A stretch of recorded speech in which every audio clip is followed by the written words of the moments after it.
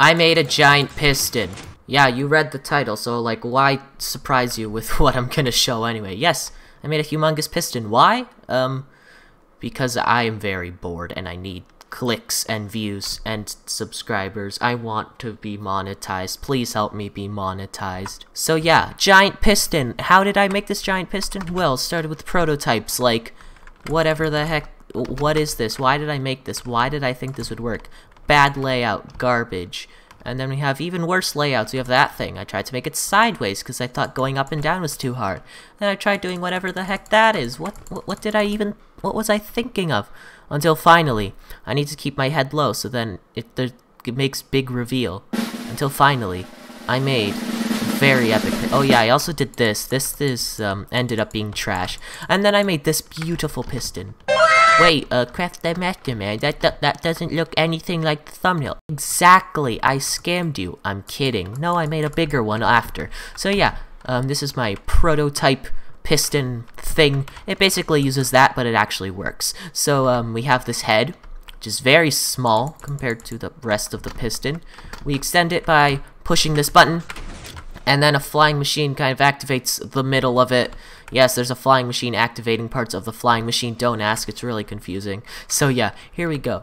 Piston extends into the air, and it looks nothing like a piston. This does not look like a piston. It's cursed. And also there's a flying machine. That's the flying machine I'm talking about. And how do we stop it? How did it just randomly stop? Barrier blocks, because I'm really lazy. So, this is our giant piston. How do we retract it? There really kind of isn't a way to retract it. You just kind of... Yeah, that's all you do to retract it. There we go. Piston retracts into itself again. And no, the redstone is not self-contained. It actually just pokes out the bottom over here.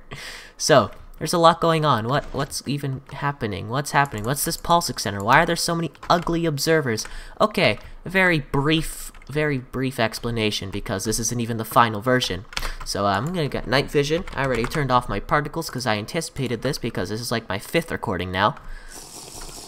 Okay, so first we need to activate this thing from the top to the bottom because this thing obviously cannot push all of these piston blocks. It just passes the push limit. So first we gotta activate these pistons over here. We do that, we update these observers and update these observers with this 2-way flying machine with 2 little piston things. Updating these things. Yeah, that happens. So this goes all the way to that side, and then this chain continues down. These observers get activated, these observers get activated, and so on, all the way to the engine. This engine will now go all the way up with a piston on top of it. That will just keep pushing stuff all the way to the top until it hits those barrier blocks and it just collides and everything just kind of becomes together, just like this again. So then to retract it, all we have to do is activate the engine. That will retract this piston, this segment, then these segments, and these segments, and then the top, and then there we go. Also, you may be thinking, but the flying machine's over there. How do you return it? That's what this little dumb, stupid pulse extender, I don't even know if this does anything. I was like really lazy. So yeah, that pulse extender kind of waits till the thing is all the way at the top, and then it returns itself over here. But guess what? This thing is trash. I absolutely hate it. The redstone sucks. So guess what? Not only did I make a piston, I also made a piece of redstone, and I'm under it right now. I also made a piece of redstone and a button to make it 10 times bigger and actually cool. So here is our second piston. Look at that. It looks like a piston. It may not be completely flush, but dang, this looks so good. Look at that. I spent so much time on that cobblestone texture, which was kind of just 5 minutes. If you squint like hard enough, it actually looks good. Why am I squinting? You can't even see my face. I don't know. It doesn't matter. Okay, so what do? We have a button. The button works. Yes, this button actually works. We have redstone. Yes, even the redstone changes color. And most importantly, the piston itself. You'd be surprised to hear that it's actually the least complicated part, but still took the most time. So, how do we activate this button? With a torch, because that's how logic works. Button gets pushed down, pushed back up, and this redstone does some weird, cool, snaky thing. Now it's activated, the signal gets to the piston, and oh my god, it's so glorious. Look at that.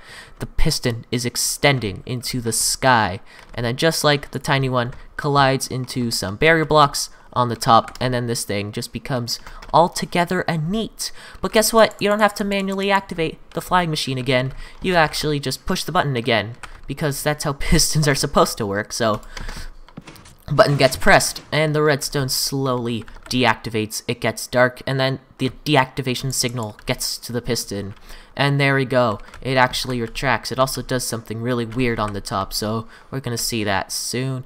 Does that, and then, whoa, what the hell was that? That was so spooky kabuki. Okay, how does this witchcraft work? Like, you might be having your jaw down to the ground right now, and if I said it was simple, then you'd call out on me and say, no, it's not, you're just a wizard, Harry, and stuff. It's actually simple. It's actually ridiculously simple. The hardest part, if anything, is probably this redstone dust changing color. So, how does this work? First, we have our input, the torch key, which is this green circuit over here. So you put the torch, this piston activates, redstone block activates this hopper, activates this observer chain, and this piston spits out its block. So then all of these repeaters will deactivate, all of these pistons will retract, the button retracts, the falling blocks also fall down. So yeah, these are all gravel and concrete blocks, and because they retract, the torch will now break, which will then cause this piston to retract, the entire thing to reverse, and this piston will then retract its redstone block here. These pistons will extend, and then the button is extended again. Next thing we got is this color changing redstone dust. How does that even work? Like, how is that possible? It's actually a lot less complicated than you think. So we have all of those pistons under these nether brick blocks, nether wart bricks, I don't know what these are called. So yeah, they retract, so then instead of having little air gaps in here, it all becomes one solid rectangle of whatever this block is. This thing pushes over these concrete blocks in place, and then these pistons just extend again. So yeah, really easy stuff. So let me just show you how that works. So if I retract that, all of those pistons retract, that thing extends, and then all of those pistons extend again, and yeah, the piston is also going to extend too. So I guess might as well explain how this thing extends and retracts, and I guess we're starting with the retraction. So you may notice, oh my goodness, it's stuck over here.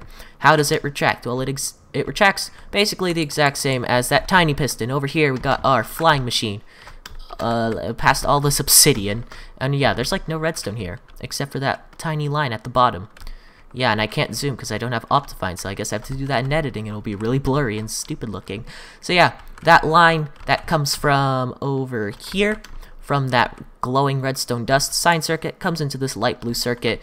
It also activates the bottom of that thing, which activates the flying machine, and the retraction at the same time, because it's only in one place. It's either on the top or on the bottom, so it doesn't really matter if you activate them both.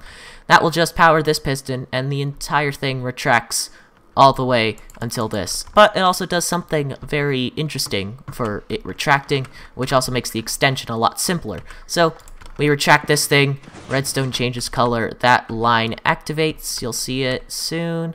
There we go. And you may be noticing, what is all this obsidian for? I don't really know if you can actually hear me from the piston noises. Basically what the obsidian does, it just stops every single segment in its place. So as you can see, now every single segment is separated by one block, so we don't have the problem of activating it from top to bottom. All we have to do is activate the engine, because nothing is beyond the 12 block push limit.